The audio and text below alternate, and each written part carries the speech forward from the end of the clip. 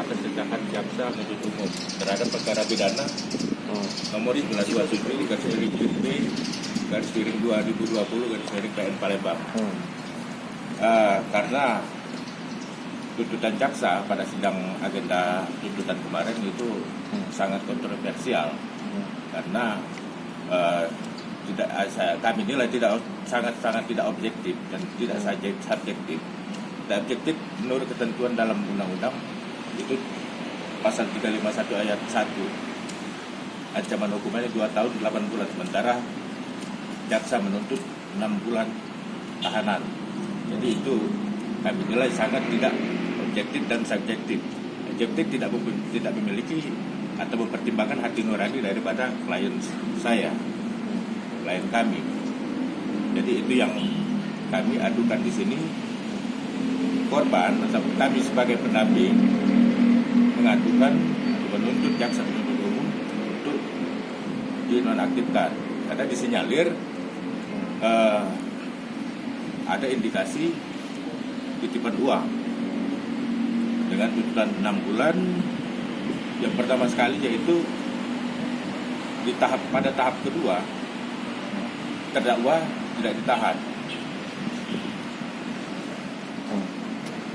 atau tahanan kota. Justru di majelis hakim di pengadilan, hakim memerintahkan agar terdakwa segera ditahan di rutan. Jadi itu yang terindikasi bahwasanya JPU murni, SHM terindikasi menerima titipan uang. Untuk kronologi awal dari perkara ini seperti apa nih? Itu masalah investasi modal, Mbak.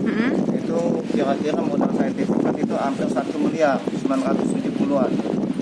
Ya, itu yang kwitansi yang ini 586, Mbak. Yang sisanya 315 itu dikomplekin, belum yang lain-lain. Ini, Mbak.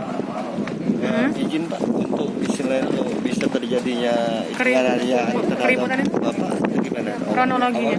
Saya selalu dibohong-bohong Pak, ditipu-tipu sama dia. Oleh terdakwa ya? Dia nggak mau membayar uang saya, nggak mau mengembalikan modal saya. Jadi ada keributan di situ. Terus ini Mbak. Seperti dipermainkan seperti itu Pak? Iya, dia pemainin. Saya uang sudah dibohong-bohonginya, sudah tuh saya tagih-tagih itu saya dipukul rahang kiri. Ya, sudah dipukul, saya mau diancamnya, dia nyuruh orang mau memukul saya. Dia nelpon di depan saya di waktu kejadian di Kalidoni. Saya 3 hari itu makan saya susah. Harapan Bapak? Harapan saya ya dihukum sesuai dengan pasal yang ditentukan oleh undang-undang. Ya saya minta dihukum sesuai dengan pasal 351 itu 2 tahun 8 bulan. Jangan kayak Mbak Ibu nih jaksa dikasih 6 bulan. Kemarin tahanan kota jaksa itu dikasih tahanan kota. Kok di hakim ditahan? Berarti kan ada permainan. Ibu Murni. Saat ini apakah belum ada perdamaian? Terhadap terkait dengan adanya laporan dari Ki Agus Amri Halim Sarjana Hukum, yaitu pengacara dari korban Suryadi, itu kan memang sudah diterima oleh Kejaksaan Tinggi, sudah masuk ke bidang pidum, dan itu tetap berproses.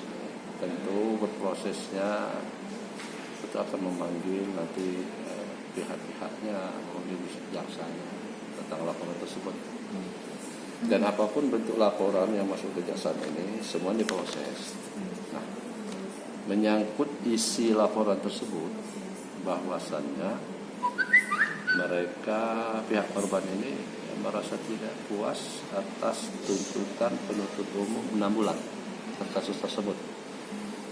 Nah, setelah saya berkomunikasi dengan penuntut umum, ini bermula dari penganiayaan 351 ayat 1. Ini penganiayaan biasa, 1 kali pukul, tidak membuat dia menghalangi pekerjaan, tidak dibuat menangis, tidak kategori luka berat. Nah, sehingga dengan pertimbangan tersebut itu dituntut 6 bulan, dan tuntut 6 bulan ini adalah berproses, artinya melalui tahapan-tahapan, tidak semau-mau penuntut umum sendiri, dan itu punya tolak ukur dengan kasus yang sama memang tuntutnya begitu. Betul, ini ancaman 2 tahun 8 bulan itu ancaman. Tidak kan? Nah, jadi itu yang bisa kami sampaikan. Tidak ada menurut Kejaksaan Kejaksaan tidak ada yang menyimpang. Ringan itu rahmat itu biasa, artinya penilaian bisa berkembang mengenai dapat persidangan. Ada hal yang meringankan, ada yang hal memberatkan. Yang meringankan tentu pidana itu sendiri tidaklah menyebabkan luka serius, tidak luka berat gitu. Satu kali pukul informasi yang disampaikan oleh penuntut umum. Itu banyak hal lain yang bisa meringankan, misalnya dia proaktif, dia misalnya perbuatan, itu. Jadi banyak faktor yang meringankan.